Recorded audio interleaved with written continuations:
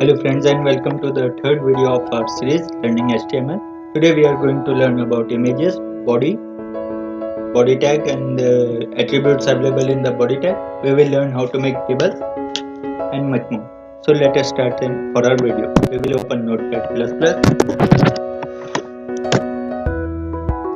Okay. If you want you can close these files, otherwise you can open a new file. So we will open a new file, either going by file and new or just pressing Ctrl N. Okay. So first of all, what we are going to learn in this. First of all, the most important thing we are going to learn is adding images in a website. If a website not having images, it will appear quite dull or boring. So adding an image will increase the decoration of the website and it makes website more attractive. So let us start. So as we know already, two steps are common as follows. HTML image and give in the title. We can give whatever title we want.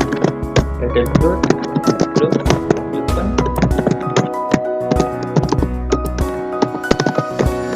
Okay. So what we will do?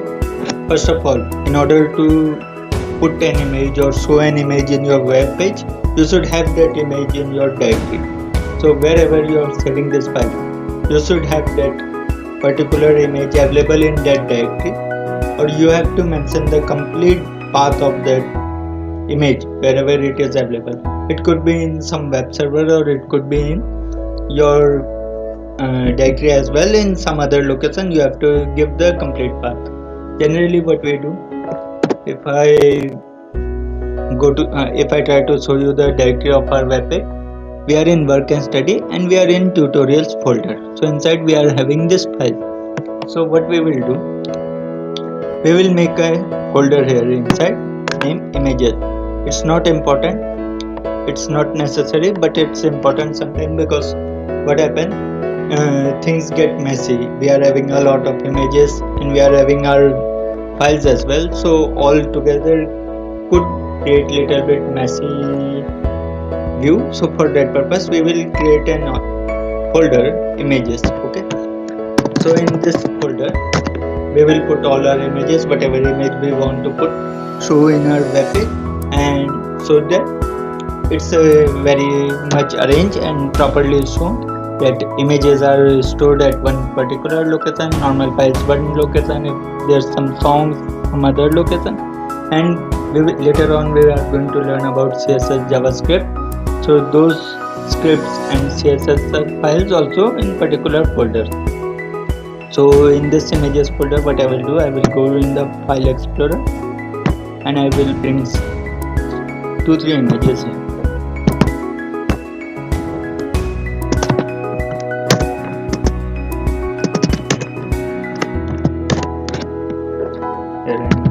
Folder. So I will pick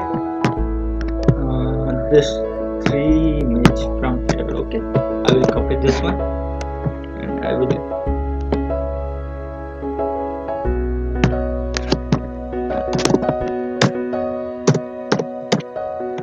so in this images folder I will paste this one. These 3 images not now available in the images folder which we created just now. So what I will do, we have to remember the name and location of the image properly. So in images, first of all what I will use this one, bottom image. Okay, so bottom image, as we can see, 603 into 428 pixels is the width and height of the image, and the extension is JPG file. So it's important to remember the extension because we are having 3 kinds of extension. One is JPG, another is PNG, another is GIF. So 3 kind of extension or file name we can use for our website. So this one is JPG type and bottom is the name of the image and it's stored inside images folder. So what I will do, img src. Img is the tag for image, src is the source where it's stored. So I will use colon because there could be spaces or some special character for the image name and part directory. So for that I will mention it properly. Inside the images folder, the name is bottom.jpg. Okay. The width was 600 pixels and height was around 400 pixels. So I will talk about why I am mentioning this thing. I will just put an image. I will save this file. Images.html. Okay, I can put whatever name I want to use. Okay, so now we will go to the file explorer and we will go to the location wherever we have stored this file. This is our file. We are going to open it. Here this image is available. Okay, so whatever was the width and whatever was the height. Now it's using the default width and height. I can show you here. Images. The width was 603 pixels and the height was 428 pixels. So it's using the default one, whatever is mentioned there. So I can change the width and height of the image also. Suppose width it was 600 pixels, I can make it smaller. Yes, height. If I am not going to mention height here, then automatically the height will be adjusted proportionally. But if I mention the height and width together, so the image could be stretched, okay, or the squeeze one. So we need to be careful about the proportion. So we generally don't mention the both dimension. We just mention the one dimension, but we can mention the two dimensions to make it precise. Okay. So now the 300 pixels it becomes half of the size. So we need to remember this one, what is the original size of the image, because if we increase the size of the image more than it, then the image could appear blurred. So for that purpose we need to remember what is the original size of the image. And there is one more thing important. We should never use very large scale images, because as we all know, the maximum width of the screen is 1300 pixels or somewhere near. So if you are using very high resolution pictures like 4000 pixels, so it will just make our web page slow. So if we need an image of 200 pixels, then we should edit in Photoshop or some other editing software and make it precisely that width only.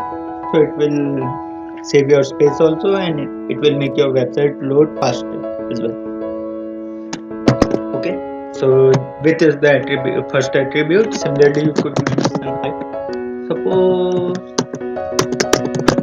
if I increase the height too much, 700 pixels, so you will see that this image is now too much stretch towards downward. So that's why I am mentioning. So it's better to use only one dimension and the other dimension get adjusted automatically.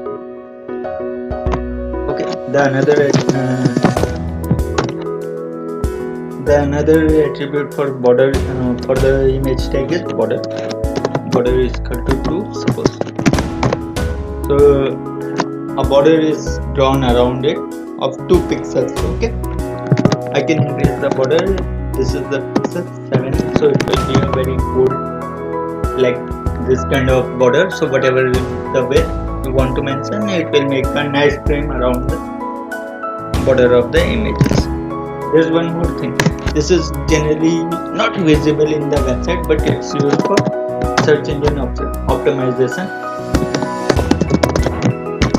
Alt tag. If I move cursor over it, nothing has happened. But why this alt tag is used?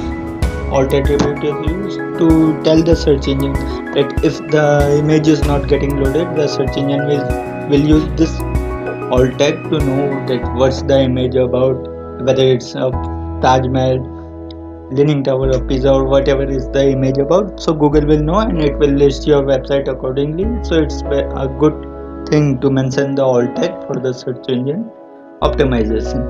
Okay, now what we will do, we will write some text around it. This is some around my. Now what's happening?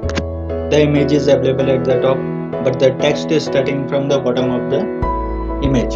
So in order to make the image also start from the top of the section of the image, what we will do, we will just mention the image to align either in the right side of the text or left hand side of the text. Align is equal to, if I say left, now the text is upward and the image is aligned to the left hand side. Similarly, I can mention right, so the image will jump towards the right hand side of the text and the text will be in the left hand side of the page. So I can mention the align of the image accordingly. Okay, so moving ahead, now I will again move it to the left. Now here you can see the image is quite having like, there's no gap between the image and the text. So in order to make some gap in between, there's horizontal space and vertical space. X space is for horizontal 50 px. Okay, so this will create some horizontal space, okay, towards the left and the right side. And similarly I can give V space. V space is for vertical space, whatever I want to mention here, 50, 20, whatever. Okay, so let this happen. So I can make some space around it, so a particular gap will be left on the both side, either side of the image. If it's horizontal space, S space, then there will be a gap on the left and right side, and if it's V space, vertical space, then the gap will be on the top and the bottom side. Alright, then moving ahead, now what we will do, we will open again the previous pages what we have created in our previous tutorial, the first.html, because we have used linking the hyperlink. If you haven't study about hyperlink, then you have to visit our previous video. There you will learn about what is hyperlinking. So we will open the first page here. I can mention the name directly here. If you know the name and directory of the file, then you can mention it directly here. This was my file, first.html. If we go down and if we see our link, these were few links which were redirecting to the another pages. Okay, so if you can see, it's always in purple in color. So if I mention my background color also purple, then this will get hidden.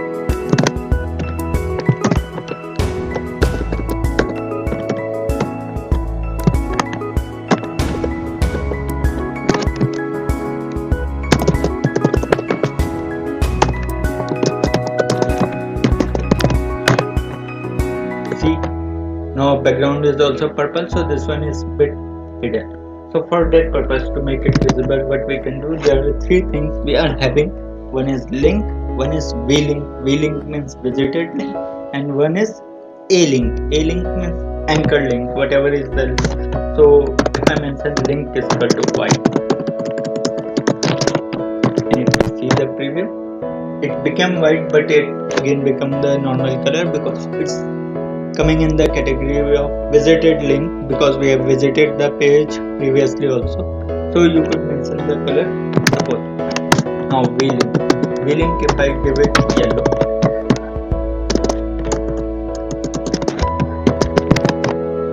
now since all these three pages we have visited before in our previous tutorial, so all these three links are in yellow in color. Otherwise, if no one has visited this page before, it will be in white in color, because I have mentioned link should be in white in color. V-link means if someone has already visited it, then it will be in yellow in color. Okay, so it's a very good thing to let your customer or let your visitors know that which pages they have already visited and which pages they have made. So moving ahead, now again we will come to the images.html page, and we will learn about the border tables and their attributes.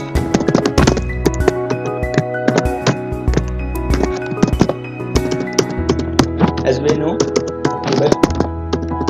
what are tables? We know already. They are kind of chart or some having rows and columns like that. So what we will do, we will open the table attribute and we will close it. Then what we will do, we will use the tr. Tr is for table row. Okay, and then you have to mention TD inside. TD belongs to the column. So how many columns you want to mention, you will write. Suppose name,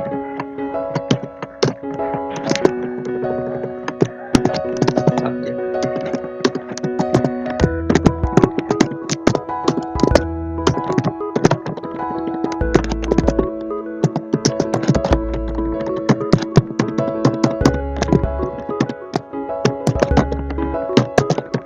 and mark. Suppose I am having 3 columns in our table. First column is name, then second column is subject, and third column is mark. Here I started the tr and here I close the tr, which means this is my first row, and in first row there are 3 columns: name, subject, mark. So similarly what we will do, we will copy this one and paste here. Now one thing we need to keep in mind, that whatever rows we are making, the number of columns should be same in all of the rows, otherwise the table will not appear properly. So name, I put first name Joseph, subject maths, marks 75. Similarly we will make 2-3 more columns.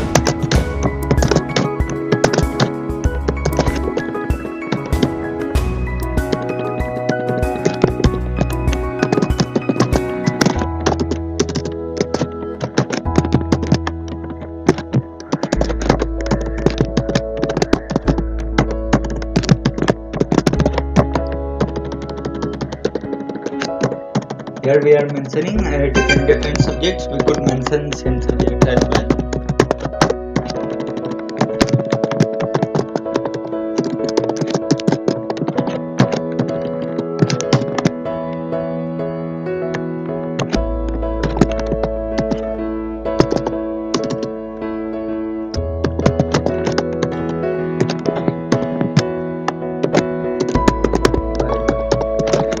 Now we will see the preview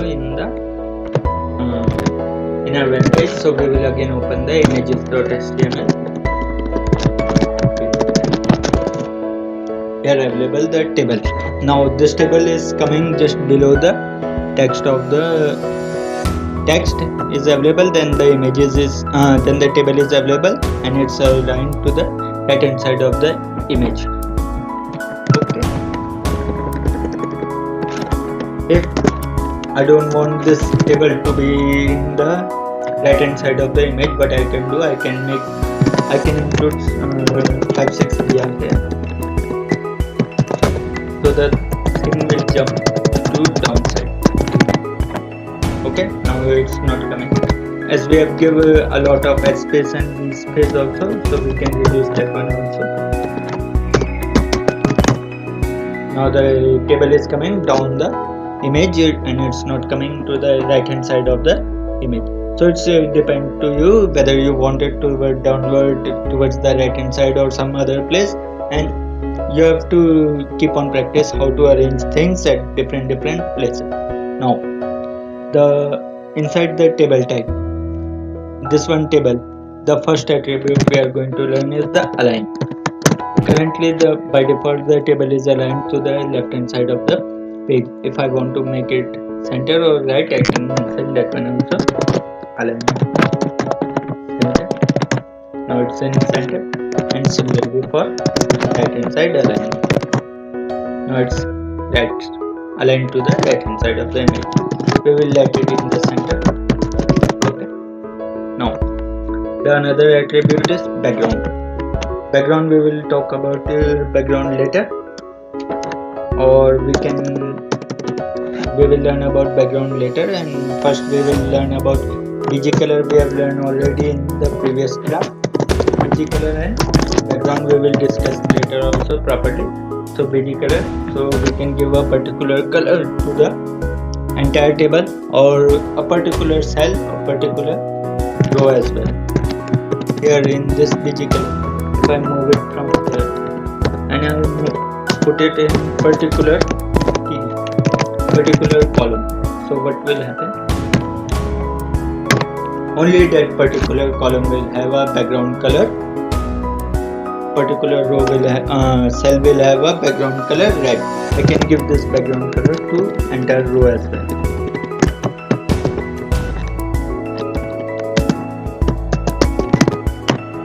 Now the entire row is having this one red PG color. Okay, now what we will do, we can give the border as well for the entire table.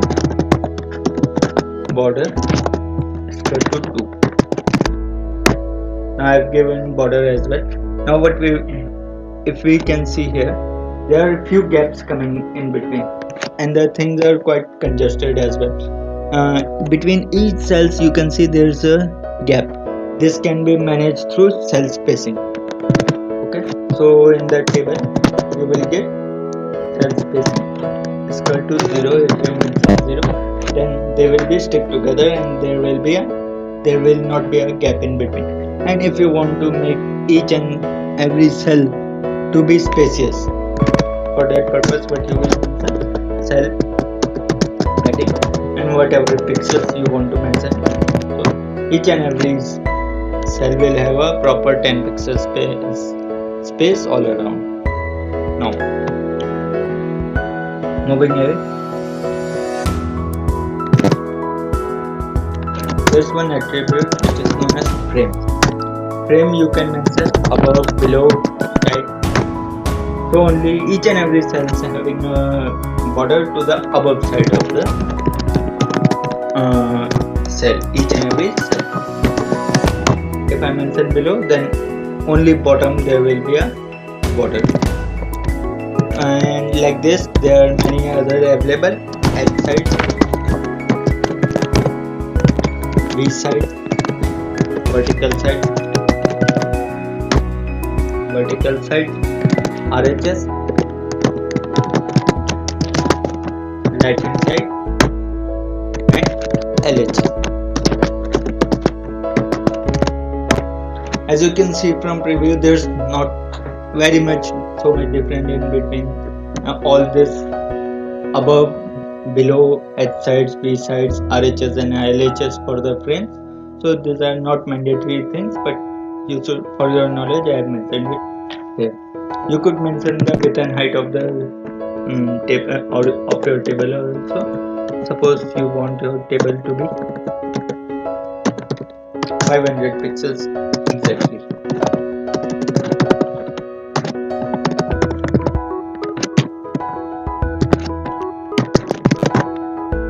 So now your table is of 500 pixels width. You could mention the width as well as the height of the table, and you could mention the width as in percentage also. Suppose you want to make your this one table to be covered only 40% of the screen. So what you will do, you will mention 40%. Suppose I mention 100%, then the width will be 100% of the screen. So it's up to you whatever percentage you want to mention. So percentage is also a very good thing, because suppose if you are opening this one web page in different resolutions, some are having very large width of screen, some are having small width of screen. So if you adjust this one, it will automatically get adjusted. So for mobile, if someone is having small screen, this one will appear smaller, and people who are having a large screen, this one will appear larger. It will adjust automatically. So if you will learn about this one, instead of giving exact pixels, and if you give percentage, so you will know and you will learn how a great magic can happen here. Okay, now what we have to do, there's one more thing, cell spacing and cell padding, what I want to mention here. Suppose I want to add one more column at the end of the page, but I don't want to enter any data for the remaining cells. So what I will do, I will just add one more column in the end of the first row, and I will name it as remarks or whatever, signature or remarks, whatever I want. And there's one thing known as row span and call span. Now I want to jump rows. How many rows? 1, 2, 1 2 3 4 5 6. I want to jump 6 rows here, so what I will do, I will just mention rows span is equal to 6. Now you can see we are having one more column and it has jumped 6 rows. So sometimes you need to play like this also, because in this section you don't want to add any other data for the other people, so you just, for a signature purpose or something, whatever it could be, you could mention it over here. And similarly, for jumping the column, you could add call span. At the end, I will start one row. Doesn't matter wherever you want to put this one thing, you could put at any place wherever you want to, in the middle, in the end, in the starting, whatever, wherever you want to. I will first show you how to put in the middle.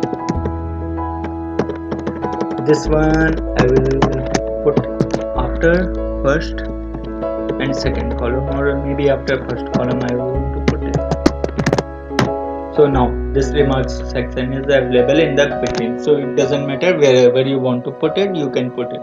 Now in the end we will put a call span as well. I am having a row.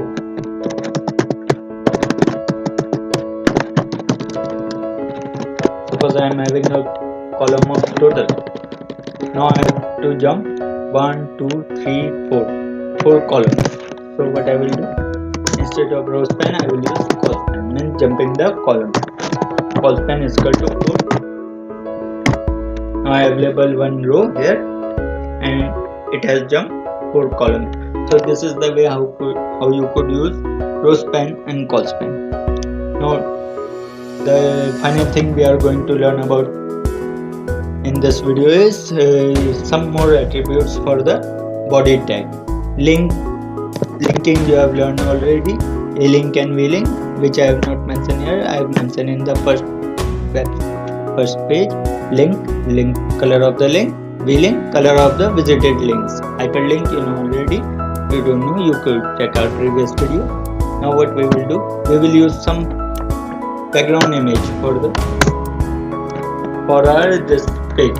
BG color you know already, which we have learned in our first tutorial. BG color is equal to red. Suppose I am mentioning BG color red, entire page will be of red color. Now instead of background color, I want to put some image here.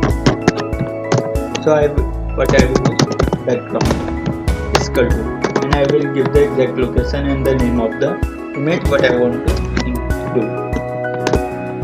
We'll check here inside images. First I will use this one, construction. So this one is a construction.jpg is the file name inside the images folder.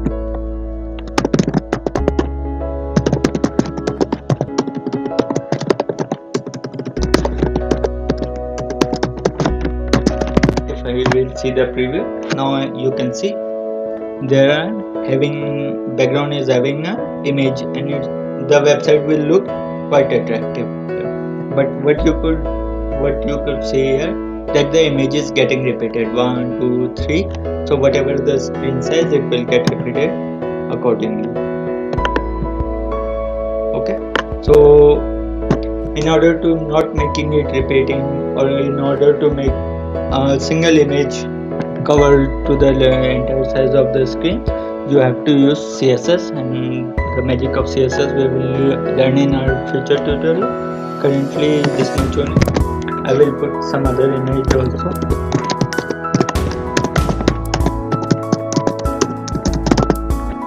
Suppose if you are using some kind of pattern, so it will be hardly visible that whether the background image is getting repeated or not, like in this case. See how wonderful the background is looking, and you can't tell where the one image is finishing and where the another is starting. It's looking like there's one single image. But